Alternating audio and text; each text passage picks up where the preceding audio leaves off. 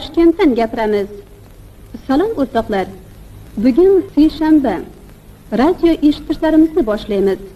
Bugun e'tiboringizga Maksim Gorkiy asari asosida tayyorlangan Xon va Xonzoda radio postanovkasini havola etamiz. Radio postanovka rejissyori va ovoz rejissyori O'zbekistonda xizmat ko'rsatgan madaniyat xodimi Javlon Toshxo'jayev. Ovoz operatori Ra'no Sattorova. Asar qahramonlari va ijrochi ijodkorlar: Qrim xoni Musallam al-Asvob, O'zbekiston xalq artisti Hamidulla Narimonov. Xonzoda To'lak al-G'alla, O'zbekiston xalq artisti Turg'un Azizov. Kanizak Svetlana Murodxo'jayeva. Muallif nomidan matnlarni O'zbekiston xalq artisti Qodir Maqsumov o'qigan. Asar 1968-yili magnit tasmasiga yozib olingan. Musallam al-Asvobxon va uning To'lak al-G'alla ismli o'g'li bo'lgan ekan.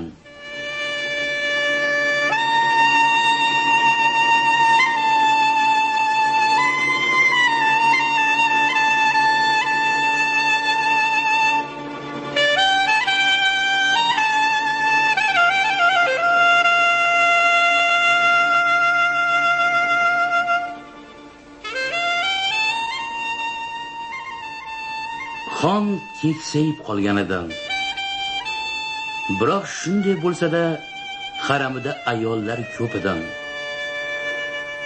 Ular cholni sevishar, chunki u hali baquvvat, ehtirosi so'nmagan edi. Uning erkalashlari ayollarga xush yoqib, ularga jon baxsh etardi. Ochig'i ayollar xoh qari, xoh basharasini ajin bosgan bo'lsa ham qattiq suyadigan erkaklarni yaxshi ko'rishadi. Chunki go'zallik nozik badan yoki anordek yuzlarda emas, kuchda. Xonni hamma sevardi. U bo'lsa Dnepr dashtlaridan keltirilgan kazak qizni hammadan ortiq sevar, hamisha uni boshqalardan ko'ra ko'proq erkalardi. U kazak qizni bot-bot dengiz ko'zga yaqqol tashlanadigan minoraga chiqarardi. Bu yerda qizning ko'nglini olish uchun har narsa, laziz taomlar, atlas kimxob, oltin kumush, dur gavhar, ohangrabo kuylar, yiroq mamlakatlardan keltirilgan qushlar bor edi. Xon xuddi oshiq yigitlardek qizni zavq-u shavq bilan erkalardi. U mana shu minorada o'g'li al-G'alla xonlik shuhratini yerga urmasligiga ko'zi yetib, umrini rohatda uzzu kun kazak qiz yonida shodon o'tkazardi.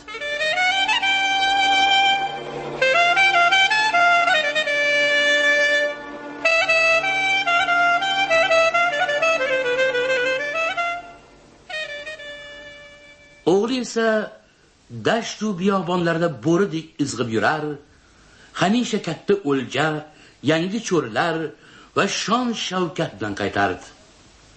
Ortda kuli ko'kka sovurilgan qishloqlar, qonga bo'yalgan murdalar qolardi.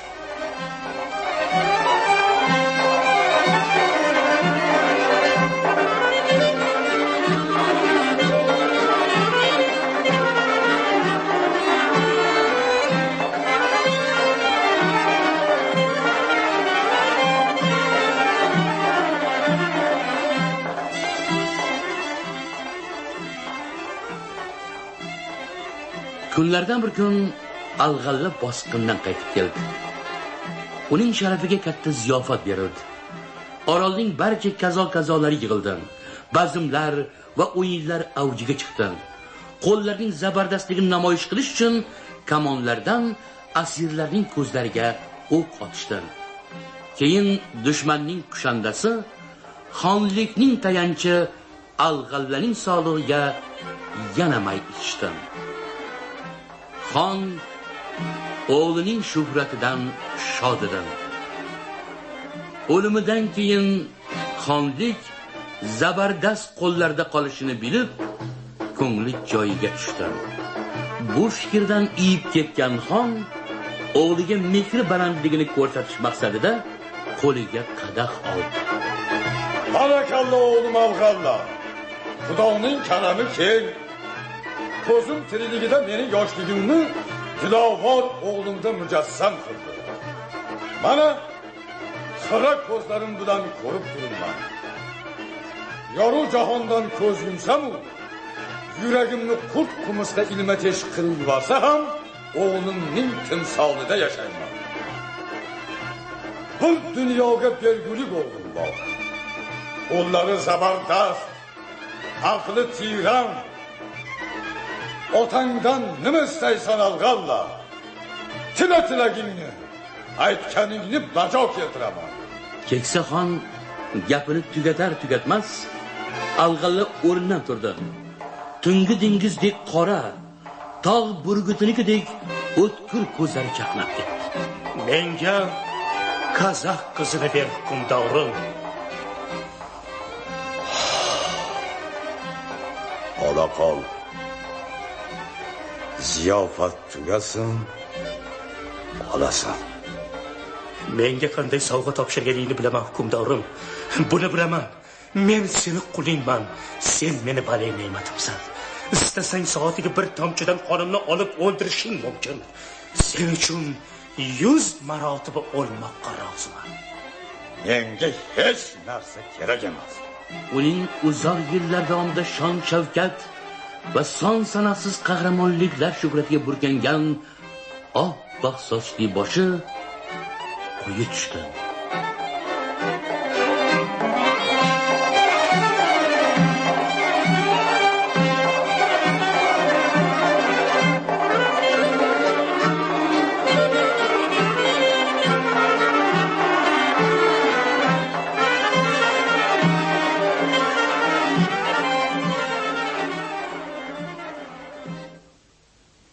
Ziyofatdan keyin ota bola churq etmay saroydan chiqishdi-da, yonma-yon yurib ketishdi. Tun qop qorong'i edi.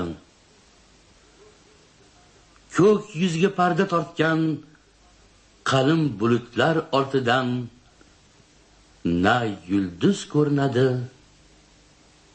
na oy. Hayotim shamchirog'i kundan kunga so'nib bormoqda. Keksa yuragim tabora sus uriyapti. Borgan sari undagi o't o'chiyapti. Kazaq qizining shoh g'amzasi hayotimning tilagi, qalbimning so'nggi quvonchi edi. Menga shuni ayt to'lay. Nahotki unga menchalik zor bo'lsang, haramimdagi xotinlardan 100 tasini, istasang hammasini ol. Faqat uni menga qoldir. Menga faqat o'sha qiz kerak. 5 kunlik umrim bormi, yo'qmi? Bir oyog'im to'rda, bir oyog'im go'rda. Umrimning oxiridagi hayotim quvonchi shu Kazaq qizi edi. U meni yaxshi ko'radi. U qo'limdan ketgach, men cholni kim sevadi? Hech kim. Alg'alla, hech kim. Sen uni menga tortiq etgansan, hukmdorim. Ha. Biroq sen uni og'ushingga olayotganingni, u seni o'payotganingni bila turib, men qanday yashayman?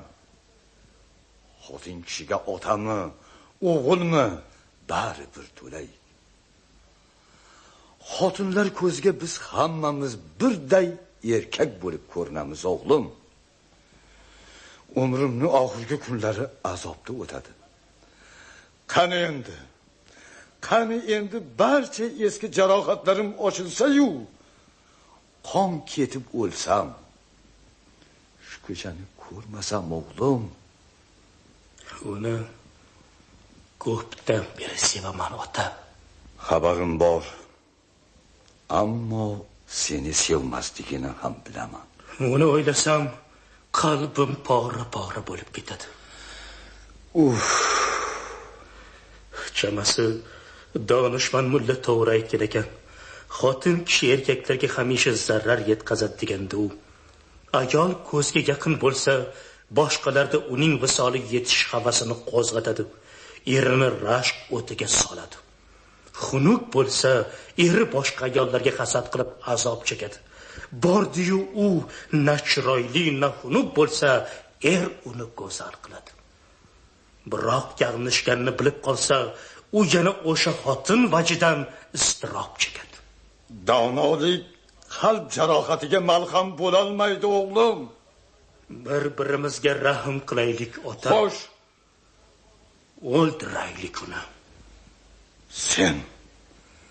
Sen o'zingni mendan ham, undan ham ortiq yaxshi ko'rasan, ha? Sen ham shundaysan-ku. Ha. Men ham shundayman. Xo'sh. O'ldiramizmi? Uni senga bera olmayman. Bu ish qo'limdan kelmaydi. Men ham ortiq toqat qila olmayman. Yo uni menga ber, yoki yuragimni sug'urib ol. Mayli. Sen aytganday bo'lsin.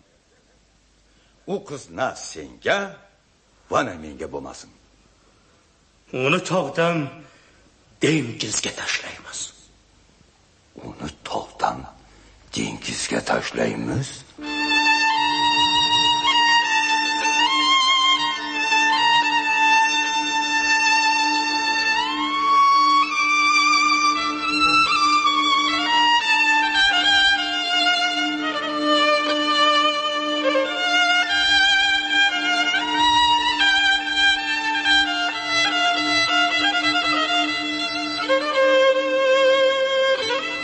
Shundan keyin ular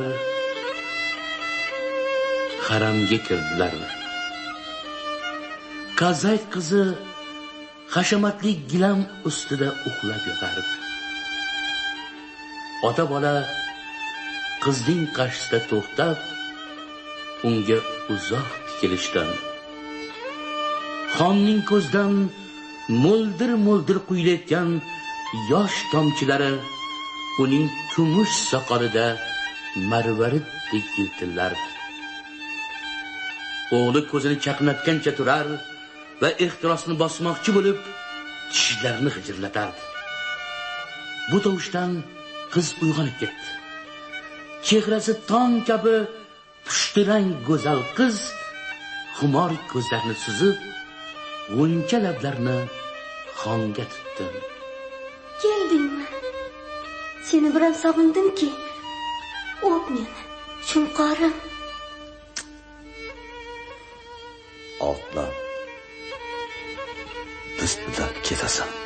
Shu payt qiz alg'illanib va shunqorning ko'zlaridagi yoshni ko'rib qoldi.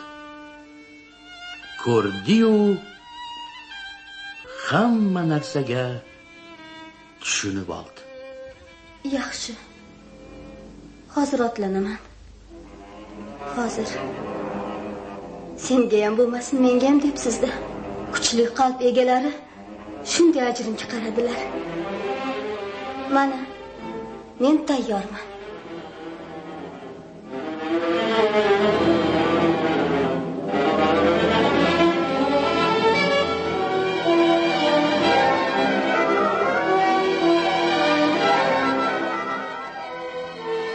Shu kuyi ular indamay dengiz tomonga yo'l olishdi. Tor so'qmoqdan ketishdi. Qiz nozik edi. Hademay charchab qoldi. Biroq mag'rurligi vajidan buni erkaklarga bildirmadi. Xonning o'g'li qiz orqada qolib ketayotganini payqadi. Qo'rqyapsan? Qizning ko'zlari burgutniki singari chaqnab ketdi. Yo'q. Oyoqlarim qonga bo'yaldi. Kel, ko'tarib ol. Biroq qiz o'zining keksa shunqori bo'ynidan quchoqlab oldi. Xon uni yengil pardek ko'tarib oldi. Qiz esa uning qo'lida o'tirar ekan, navdalar xon ko'ziga kirib ketishdan xavotirlanib, ularni qayirib borardi. Uzoq yurishdi ular. Meni oldinga o'tkazib yuborata, yo'qsa bo'yningga xanjar sanchib kelyapti. O't oldinga. Bu xayolga borganing uchun Xudo seni jazolaydimi, yo'qmi ixtiyor unda. Biroq men seni kechiraman. Nega desang, muhabbatning nimaligini yaxshi bilaman. Ularning oyoqlari tagida pastda tubsiz dengiz qorayib ko'rindi. Sovuq va dahshatli dengiz. Xon qizni o'tdi. Alvido. Alvido quvonchim. Alvido. Alvido. Ro'yobga chiqmagan orzum. Alvido. Men tayyorman. Tashlanglar meni. Tezroq. Tezroq. Xon uni bag'riga mahkam bosdi va boshi uzra qoyadan dengizga uloqtirdi.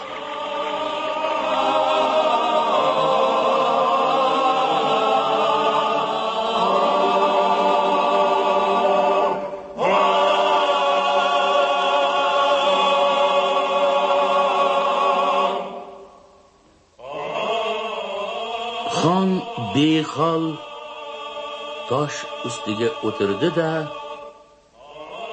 shur etmay pastga, qorong'ulikka va dengiz bulutlar bilan tutashib ketgan olis-olislarga tikila boshladi. O'sha yoqdan to'lqinning bo'g'uq shalotlashi eshitildi. Shamol esib, xonning oppoq soqolini to'zitdi. To'layk qo'llari bilan yuzini yashirgancha uning ustida haykaldek qotib turardi. Vaqt o'tib borar, o'rkach bulutlarni shamol quvlardi. Ular dengiz tepasida baland qoyada yotgan xonning o'ylaridek qora va og'ir edi. Ketdik ota. Shoshma. Bo'ldi. Ketaylik ota. Bir oz sabr qil. Uzoq yotdi shu yotishda xon. Biroq hamma ishning nihoyasi bo'lgandek, u ham o'rnidan turdi. Mag'rur qiyofada chinnordek yuksalib turdi. Ketdik. Yo'liga tushdi. Biroq ko'p o'tmay xon to'xtadi. Nega ketyapman? Qayerga boraman To'lay?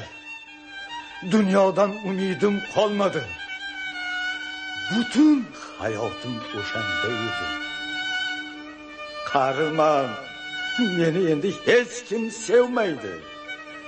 Hech kim sevmagandan keyin dunyoda yashash bema'nilikdir. Ota, seni shuhrating, davlating bor. Menga uning bir bo'sasini berginu, shuhrat va davlatimning barchasini o'zingga ol. Roziman. Ularning hammasi o'lib, faqat ayol muhabbatigina tirik. Bu muhabbatdan bebahra odamning hayoti puch, qashshoq u. Uning o'tadigan kunlari ko'ngilsiz, ayanchli. Hayr o'g'lim. Xudoning panohiga topshirdim seni. Nima qilmoqchisan ota? Qo'yaver meni.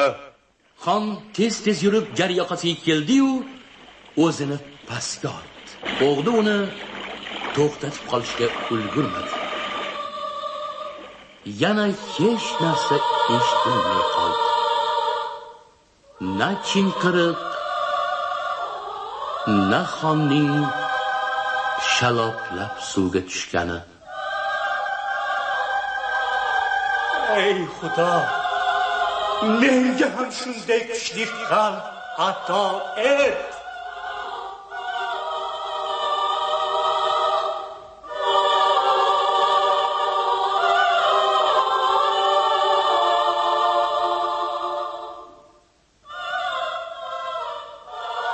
Al-G'alla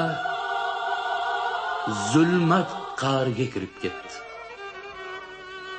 Xon Musallam al-Asvob shu taxlit o'lim topgach, Qrimda To'lay al-G'alla xon bo'lib qoldi.